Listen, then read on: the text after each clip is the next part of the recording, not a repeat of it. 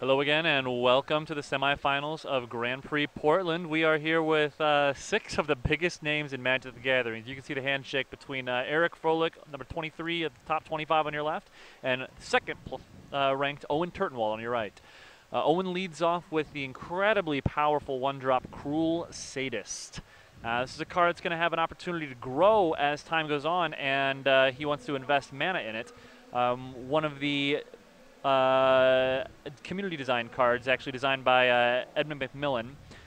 Cruel Sadist is pay a black, pay a life, tap it, and put a +1/+1 counter on it. And then at some point later, he can pay 3 mana, 2 and a black, remove X +1/+1 counters from Cruel Sadist, and it will deal X damage to target creature. Or if he wants to, he can just simply power up for an incredibly large attacker and try to turn that thing sideways. Definitely, and from the looks of it, I think Owen may be mono black here, and he nabbed that Triplicate Spirit's first pick in Pack 2, denying Eric Froelich an opportunity to get that very powerful card. And, oh, no, he is black-white, so. As he draws the Triplicate Spirits we were just so casually talking about a second ago. All right, well, Froelich's off to a little bit of a slower start. He does have a few solid 2-drop blue cards in his deck, multiple Sungrace Pegasi. He's got some Raise the Alarms, and ultimately to ramp out to that Triplicate Spirits we talked about. The Razorfoot Griffin is actually going to be surprisingly good in this matchup, able to hold off of the Spirits that Owen Turtenwald might eventually be able to add to his team, but also giving him a nice solid attacking flyer.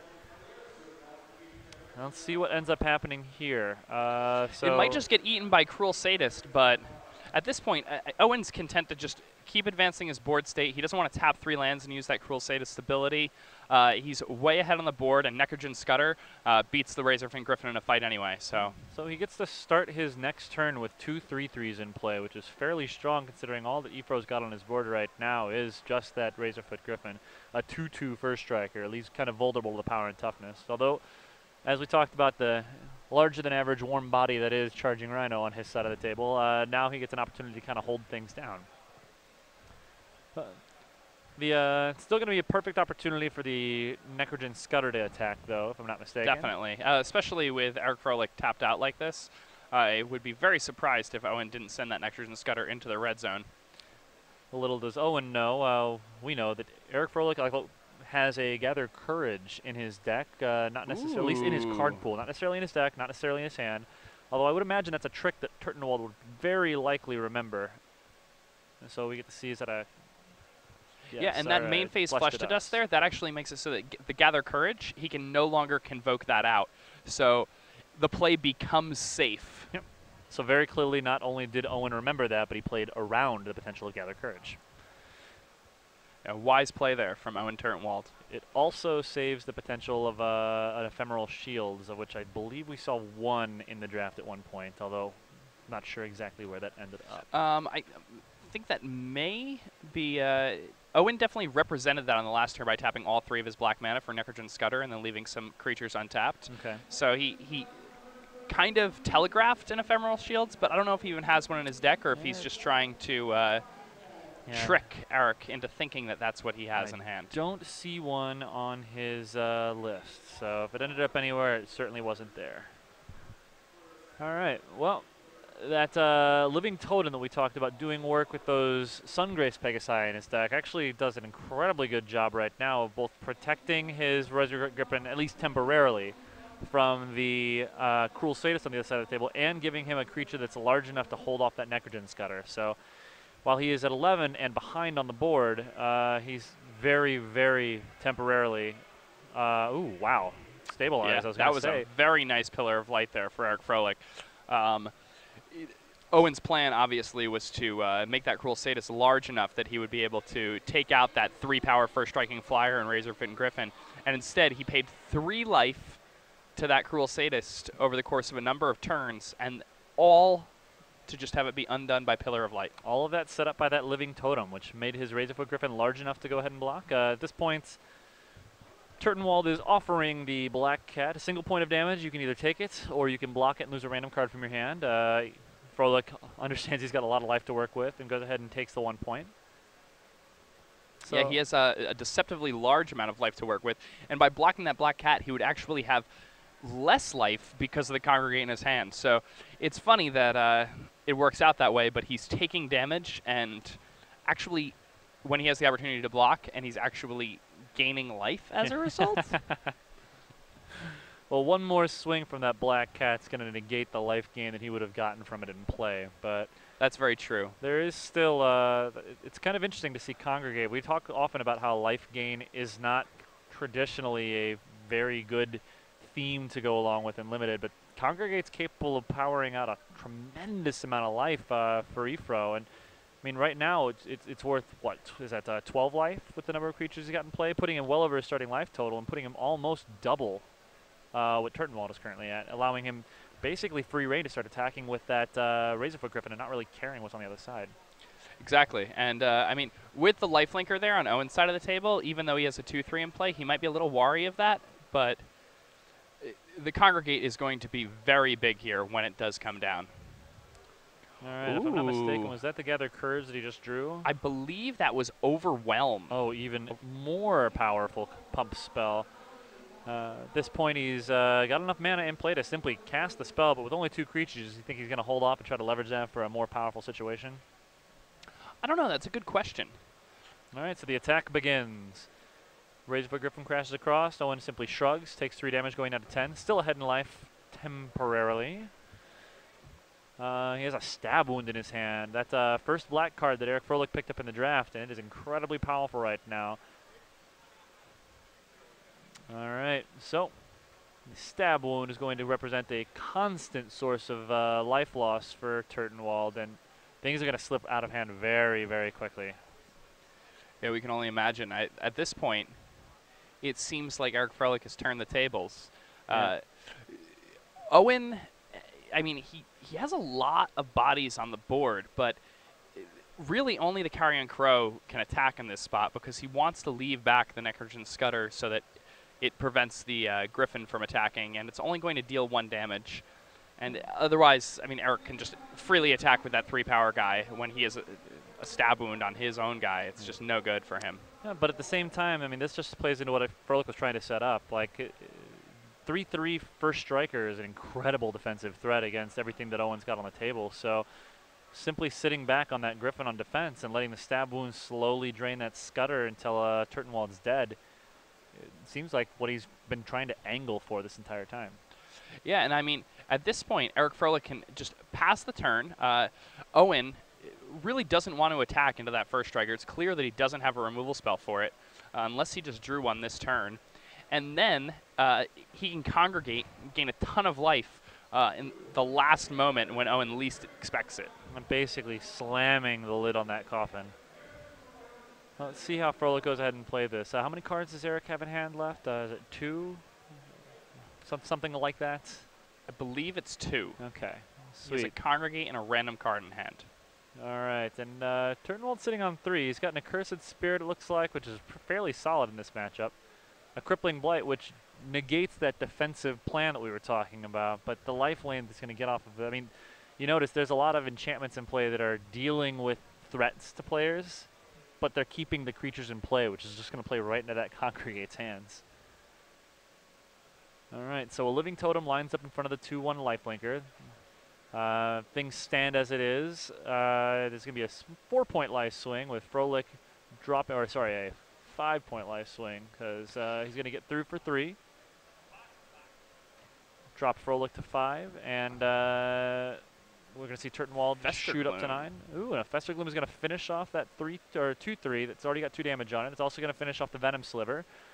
And it's a shame it can't quite get rid of the can't get rid of the Griffin, but in response, we're going to see Congregate for 1, 2, 3, 4, 5, 6 life, or 6 creatures, so 12 additional life. Was it 7 at that point, I believe? I think it was 6 because the vampire traded off. So. Oh, yes, yeah. okay. So he gains 12 life, which is just absolutely massive, putting him up to 17. But these things don't look that great, although this right here is kind of a big game. This is a 2/2 turning into a 5/5, so now he's turned that stab wound into a 2-turn clock. Yeah. Pretty good here. So here we go. Turtenwald's at 2. This is literally his last opportunity to try to do something before Froelich just simply passes the turn back and lets the stab wound finish things off. Knife in the gut.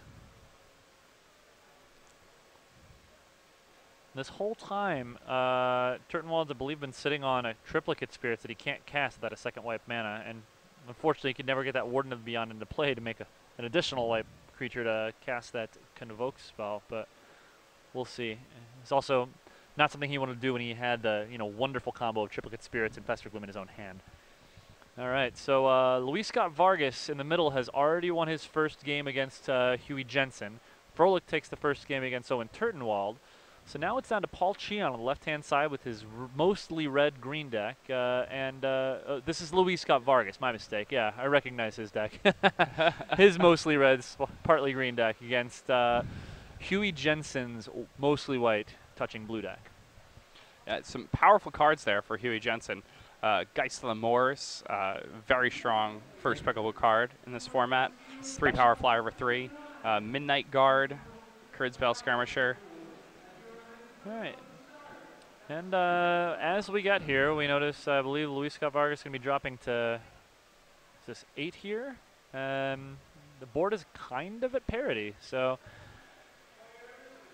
All right, so let's see what these life totals actually are. We've got 23 to 8. All right. So 23 to 8, Torch Fiend.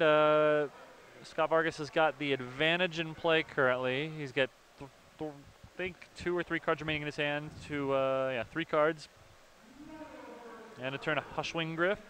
Ooh, and that's pretty nice. It's a nice clock when Scott-Vargas is only at 8.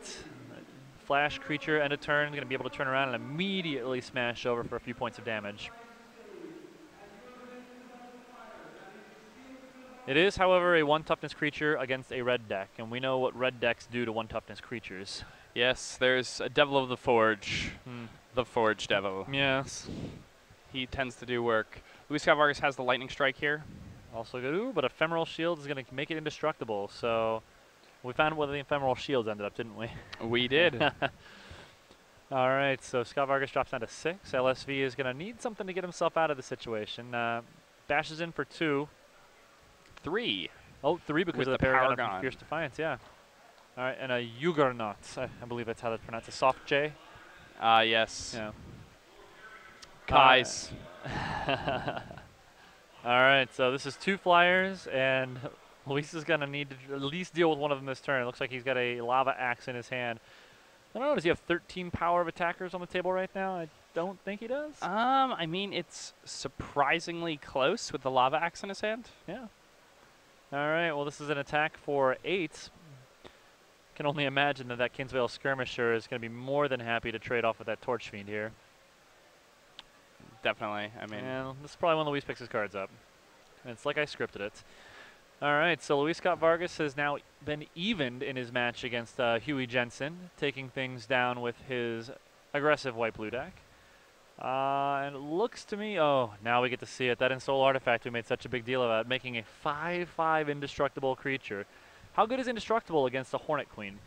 It seems fine to me. Not too shabby at all, as we see Reid Duke right here battling in against the remnants of Her Royal Majesty, the Hornet Queen's Empire. It's not so often you've seen a non-rare doing work against Hornet Queen, but Ensoul Artifact on Darksteel Citadel, it may take a little while. Yep. But eventually it might just grind its way there. Yep. Now one thing to note is he's also got a 3-power attacker in that welcome turn thanks to the Paragon on his side. But that Paragon only is able to be activated to make blue creatures fly. So while that 5/5 is battling in, it's battling in on the ground, which means there are more things for it to be able to block. Because Ensoul Artifact, while it makes it an artifact creature, doesn't actually change its color. So it does not make it into a blue artifact creature. Something I checked because I wasn't sure. I love the card, but I haven't gotten to see it quite like this yet. All right, well, assuming these are the proper life totals at 15 to 7, looks like Paul has gotten himself ahead. I would imagine that his deck looked really, really good when I sat down and took a look at it. Like, it is a textbook green-black deck. So that Wall of Mulch is going to be able to serve a little bit of extra duty. You can see the second one hiding out in his graveyard. He can block for a turn, turn it into a creature. I know he's got at least 1 copy, I think maybe 2 copies of Undergrowth Scavenger. which at this point I'm sure is just incredibly large.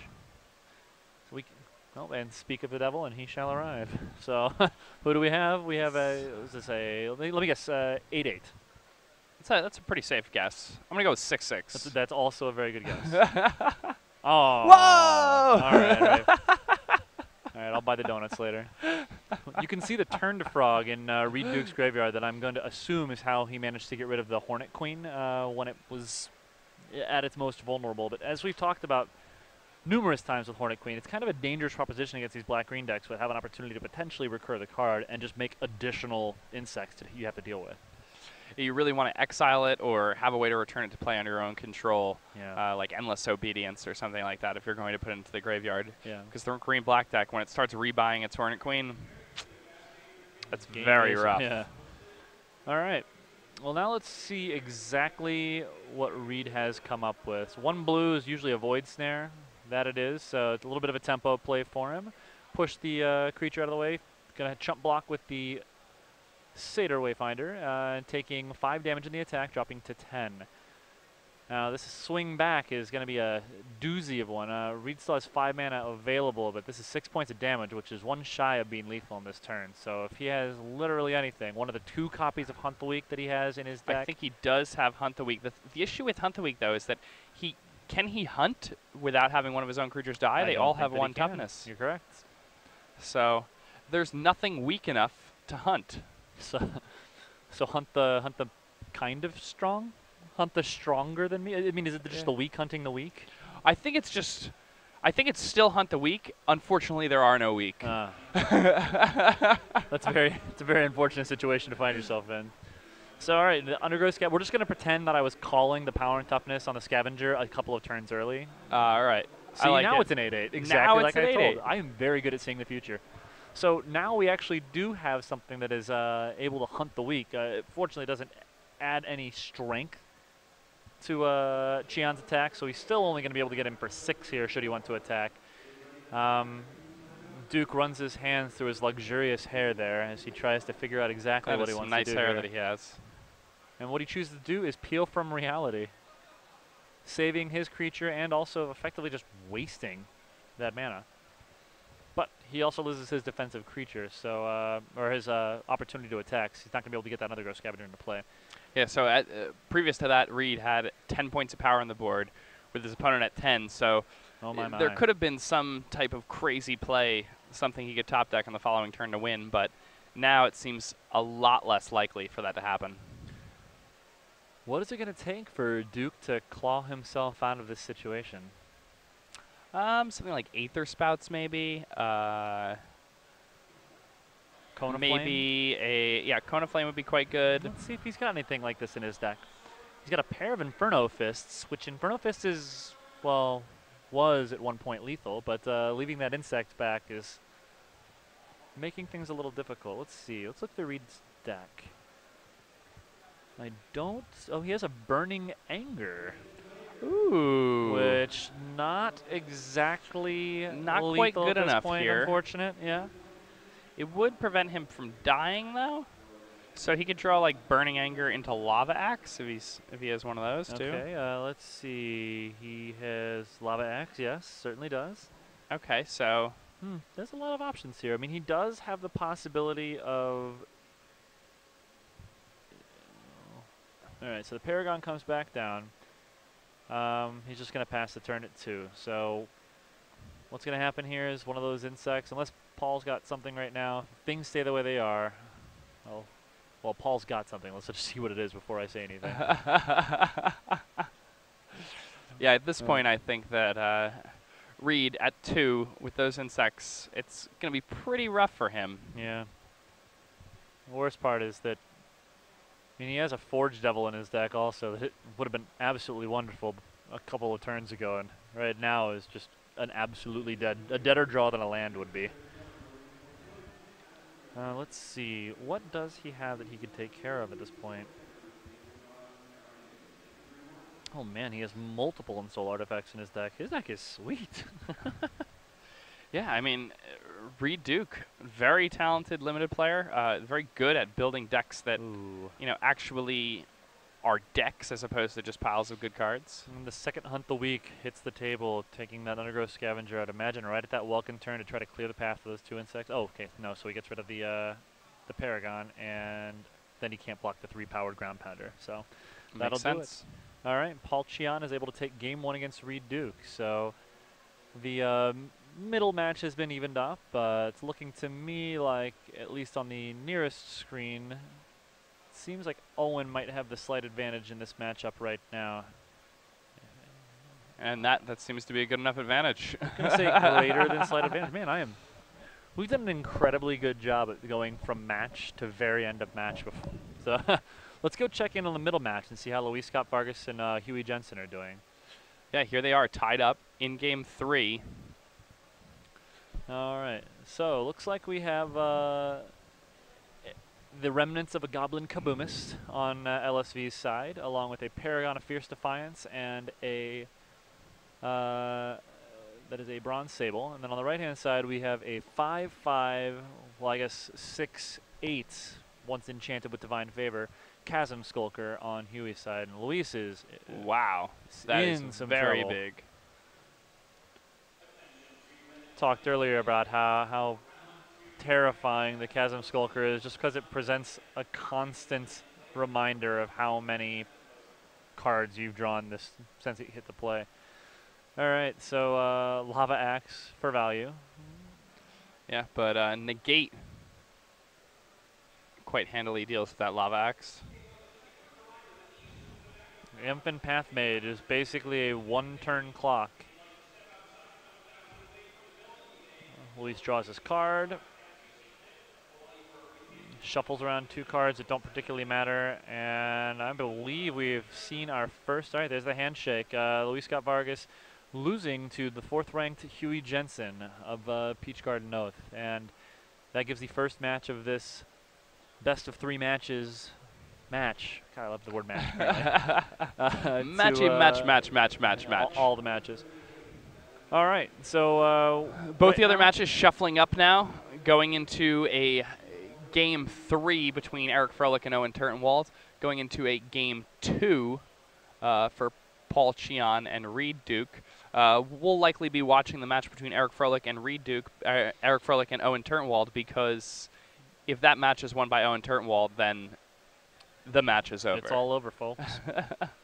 So I'm actually a little surprised to see Reid Duke playing a deck that doesn't involve Mind Rot or Black Cat, 2 of his apparently favorite cards in the Unknown Universe. But oh, of course. I cool. mean, I think that might be one of the reasons why Reid Duke is such a powerful wizard, is because he loses die rolls all the time and then just plays Black Cats and Mind Rots, and his opponents can't win. Brilliant strategy. Yeah. All right. They never see it coming. Well, let's take a look through these deck lists here. I've got Owen Turtenwald's card pool in front of me, and as we said, like, he's mostly black. He's got a couple of cards that are just not that great in this matchup. Some bigger bombs like Mass Calcify, which is great in many cases, but not when you're facing down against the white tokens deck that Froehlich's got. I mean, Owen himself, you know, he's got a couple white things, but not nearly as many as Eric. There's no way that's in his deck. Would not surprise me to see it sitting in the side. Yeah, this is going to be a very, very interesting match to watch, because as we talked about earlier, like, their decks are kind of like they're not bad, but they're not like again, I like how the matchup has been. I mean, it's funny because Reid Duke seems to have the most powerful deck on their team, on the Peach Garden Oath team, while Paul Cheon seems to have the strongest deck in the Cheontourage. Yep. And then Huey and LSV both with very reasonable decks. Jensen just squeaking it out. Yep. And then Owen Turtenwald and Eric Froelich, both of them, they're trying to fight each other with yep. They're a part of the 3-way hook. Soft, like they're having a pillow fight over here, yeah.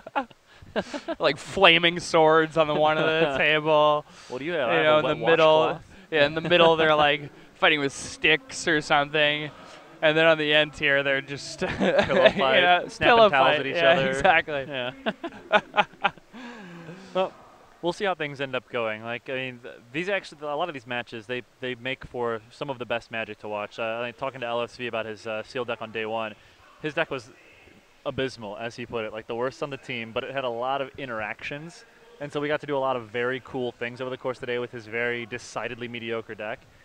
Yeah, I mean, we watched him combine Polymorphous Jest with Fester Gloom So good. on like turn 25 when his opponent had 7 or 8 creatures in play. It was one of my favorite matches I've ever gotten to commentate. Oh yeah, so cool. And again, we do get some very, very cool plays here. Looks like is that Froelich going to 6 and It is. Turtenwald staying on 7. So that's a double raise the alarm start. A bandit. What is that? So I see double. Yeah, double raise the alarm, pillar of light, I think, in his hand. So that's a pretty good start. And if you're looking at a 6-card hand, having 2 copies of Raise the Alarm, pretty strong. I mean, if he can, draw into some lands, curve out a bit, and then have something like a Sanctified Charge to go along with it, then he could just run away with this game. Off to the literal races. All right, so a lovely swamp he's drawn there. For those of you who aren't quite sure, he's mostly green-white. He's splashing black for a Stab Wound and a Covenant of Blood. So here's the first of the alarms that will be raised. Now, we've already seen that Turtenwald has Festergloom in his deck, so it'll be a question to see if he has it at this point or not. It'll be interesting to see whether or not Froelich. Eric Froelich just gets blown out by that card because it's so unbelievably powerful in this matchup. Yep. We get kind of a nombo with some of the cards that Turtenwald's got as well, but since most of his cards are black, tends to be pretty good. Oh. Yeah. As Tom Martell has pointed out to me, they are referring to that as Kai's Frog. Kai's Frog? Yeah, apparently Kai loves a 2/3 for 3. Oh, who doesn't? Well, yeah, agreed. I mean, look at it right here. It's literally just stopped cold. Yeah. Didn't realize you played Brick Wall in your deck. Well, I mean, what's better than that? How about a 3/3 with Vigilance? Pretty nice. Mark by Honor, doing a lot of work over the course of this weekend. It's a card that I think a lot of people weren't so keen on when the format first started, but the way it combos so nicely with Heliod's Pilgrim and Sungrace Pegasus, it makes it a pretty good card here. Yeah, then there are 2 Sungrace Pegasus in Froelich's pool, so... All right, well, Crippling Blight's going to shrink it back down so that the Frog is able to once again defend against it, effectively removing it. Well, time to see what happens. Living Totem has a way of making things... Well, was that the Sanctified Charge he just drew? I believe it was, and here he can also use Hunt the Weak on his soldier to kill this Witch's Familiar and then bash in for some damage. Of course, we don't know what Owen has in his hand, and I mean, I think he just has to go for it here. Time to do it. Well, let's see what happens. Yeah, there could be a world of options here for Owen. Yeah, I'm taking a look through his card pool. It's actually, there's very little that he has that could deal with anything in this situation. Actually, I don't think he has anything. Yeah, I don't see any cards that could actually do anything in this situation. So wow, it goes away. And he's got none of the shields, no like instant speed pump or removal. Yeah, and now an attack for 6 there. That's for our Froelich. And then that Sanctified Charge on the next turn is just going to be bonkers. So yeah, if he can find a 5th land, I think Eric Froelich will take this match, and the fate of these 2 great squads will be in the hands of both Paul Cheon and Reid Duke. The Cheon father, or the nicest person on the face of the earth. No offense to other nice peoples. Both. Like these teams, like there are so many unbelievably nice people playing Magic right now. So very, very true. All right, and with that tapping out, if Eric draws a 5th land here, that's game. Yeah, that's 9 points of damage. So and there that's it is. Kaboom. Sanctified Charge. Thanks for playing. All right. Cool. Well, these players pack it up, and we go on. Cheon father up a game against Reid Duke and his incredibly powerful Scissors deck. Unfortunately for him, Paul Cheon is playing black-green, otherwise known as The Rock. But we get to see Scissors. How did we not make that connection sooner? I did. I was saving it for right then.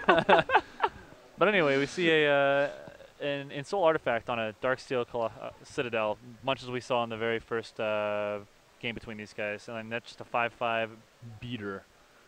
And that's going to be good enough. So... All right, well, we get to make things as interesting and as action-packed as possible as we take this to a very final deciding game. Yeah, making us sweat, these guys here.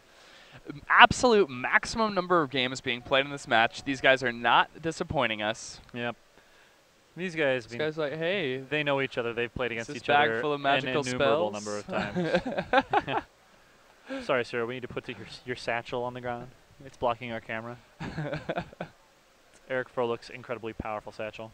Yes, the druidic satchel. I like that he just left his soldier tokens from earlier on the table too. He's like, I want these here as a reminder. His a deck is just reminder a of what I pile did, there yeah. on the table. This is how I beat you. I just threw some dudes in the middle, tapped 5 mana, and vomited a card on the table.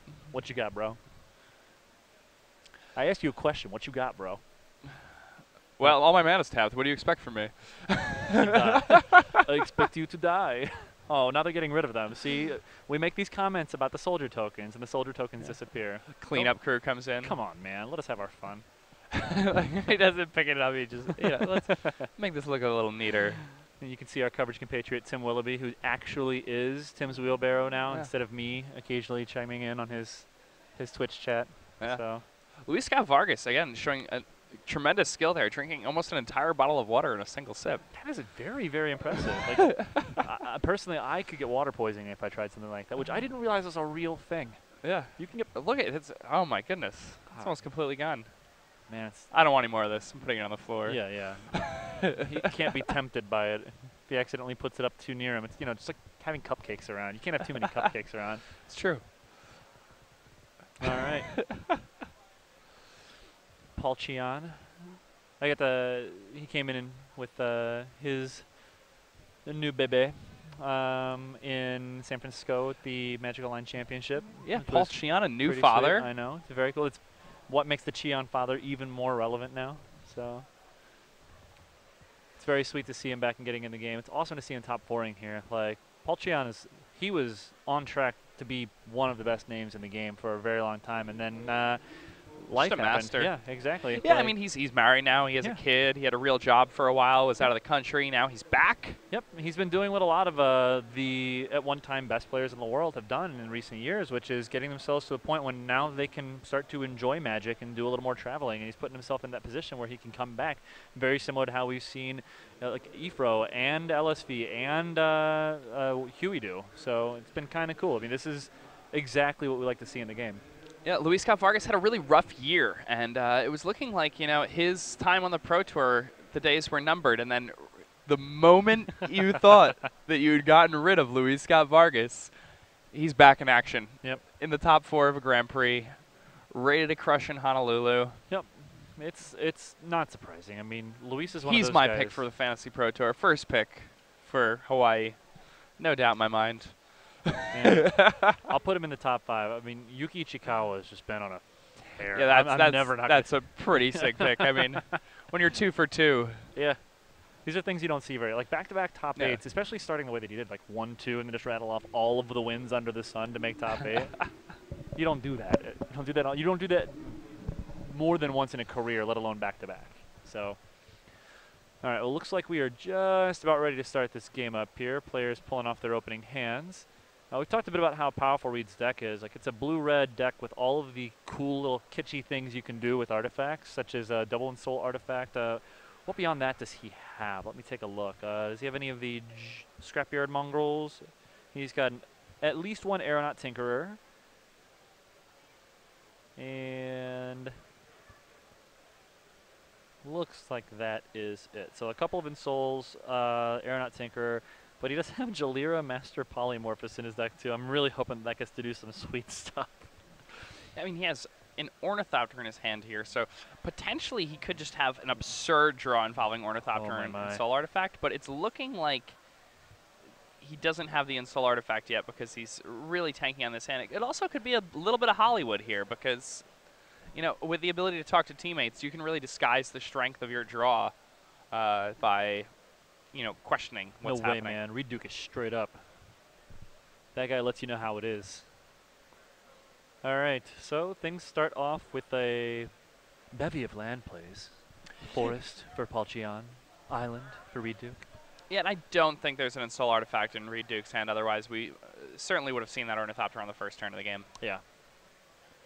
I mean, you want to make sure that when you make it a 5/5, it immediately gets to attack, as opposed to playing it and then casting the Ensoul on it. So, all right, well, we see 2 very powerful cards hit the graveyard for Paul Cheon, Restock and Court of Calling. So, Court of Calling not the greatest thing unless you have some really nice targets for it. Like Hornet Nest? Yeah, Hornet Nest is a. He has a Hornet Nest or a Queen? No, he has a Queen, but I was. Oh, okay. Yeah, when you encord for a Hornet Nest at instant speed, oh my goodness gracious! It's one it's of just the. B City. Is it on your? Is it on your bucket list for M15 limited? Yes. Yeah. Court of Calling for Hornet Nest and blocking like at least something that's an 11/11 bucket list. Well, that Ornithopter in Reid's deck is, I mean, we talked a little bit about that card. It's one of the cards that there are decks that it is better than just a valueless card. Like, it's reasonable with Convoke. It's pretty good when you have Ensoul artifacts like this. Yes, this is pretty good. And there you go. Go fight, win. All right, so the 5/5 attacking in the air has begun. This is putting Cheon on the clock. script. Yeah, you got to have artifact total. Plus, I mean, when you're playing against the green-black deck. Yeah, I mean, he has like restocks and stuff in his deck. So it's funny, this Tormod script, which I doubt that's in Reid's main deck. Oh, a solid 14th pick there for Reid Duke, making an appearance. How awesome is that? We talk a lot about the importance of sideboarding, and M15 is one of those formats where you can actually put together a really good, solid sideboard plan a lot of times. Oh, yeah. 4 to 5 cards ready to come in at any notice. This is a perfect example of that. I mean, look at this. All of Reid's creatures are artifact creatures. And by all of them, I mean the 2 of them that exist. He's played an Ensoul artifact as the only non-artifact card that he's played thus far, which is pretty sweet. His name is Paul Cheon. He's a black belt in karate. Oh, my. It's time for him to battle the pink robots of Reid Duke. Practice at his father's dojo. Roundhouse kick. So the Paragon of Eternal Wild is actually going to turn up the heat. Turns that Living Totem into a 3/4 and turns that Satyr Wayfinder into a 3/3. So that's a 6-point attack right there, dropping Duke down to 14, although he still holds the advantage of that 5/5 flyer in the air. And could there be another Ensoul artifact here for Reid Duke? I mean, that would be incredible if he was able to have 2 5/5s attacking on the 4th turn in a game of Limited. What do you Ensoul at this point? Well, apparently the answer is Tormod script. Oh, definitely. I mean, you just give a card value that previously didn't have any. What are you talking about? That card had plenty of splash value. But here we go. Man, so many scissors. Normally I would, I mean, this hand is about as far away from the cuts as you can get. So. Yeah, I mean. 2 5/5s, 1 on the ground, 1 in the air. Admittedly, they are destructible, unlike the Dark Steel Citadel we've seen. That's true. I mean, but Paul Cheon getting a haircut here. Oh my goodness, who are you, Rich Hagen? This is rough. Well, Paul's gonna have to turn himself defensive fairly quickly. I'm not gonna be surprised he'd take this hit for 10. Can you do that, or do you have to chump here? I mean, you know that he's got a 5/5 flyer coming at you next turn. Yeah, I mean, it's a long way out of the barbershop at this point. That didn't answer my question. Oh, I think you'd have to just take it, right? I mean, the Paragon is too much value. You can't really chump in this spot. You're looking to chump with other cards, but I mean, either way, it's just so bad here for Paul. And you know what's funny is those solemn offerings that were picked up by Eric Froelich. Yeah. I mean, Paul Cheon not playing white, so they wouldn't have come into play here. But right. hypothetically, they could have saved Reid. Yep.